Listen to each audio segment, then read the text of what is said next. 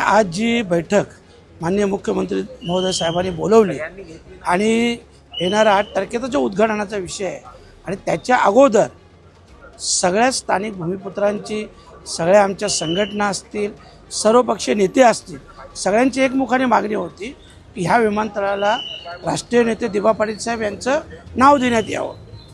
तर त्याच संदर्भात माननीय मुख्यमंत्री महोदयांनी आता जी काय बैठक बोलवली आणि या बैठकीत त्यांनी स्पष्ट सांगितलं की राज्य सरकारकडून एकच नाव गेलेलं आहे आणि आमच्या कुठल्याही प्रकारचं हृदय परिवर्तन झालं नाही, आम्ही तेच नाव देणार आहोत.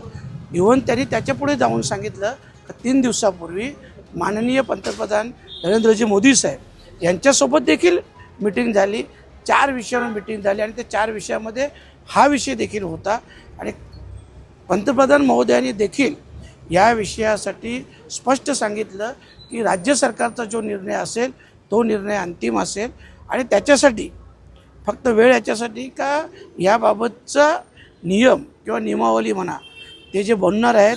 कारण ह्यापुढं मुख्यमंत्री महोदयांचं म्हणणं असं होतं की पंतप्रधान महोदयांचं म्हणणं आहे की ह्यापुढं हे सगळे अधिकार राज्य सरकारलाच देण्यात येतील आणि त्या संदर्भातच जे काय बनवायचं चालू आहे ते ठराव संमत होईल आणि त्यानंतर मग प्रोसेस होऊन राज्य सरकारला तो अधिकार दिला जाईल आणि त्या प्रोसेससाठी जो वेळ लागेल त्या वेळेनुसार हे नाव देण्यात येईल. परंतु अंतिम नाव हे दिबा पाटील साहेब यांचंच असणार आहे. राज्याकडनं एकच नाव गेलं याचा अर्थ दिबा पाटील साहेबांचं नाव निश्चित आहे. हो, निश्चित. आणि म्हणूनच आमचा 6 तारखेचा जो मोर्चा होता तो आम्ही तात्पुरता स्थगित केलेला आहे. हे आणि हे नक्की आंदोलनाचं यश आहे.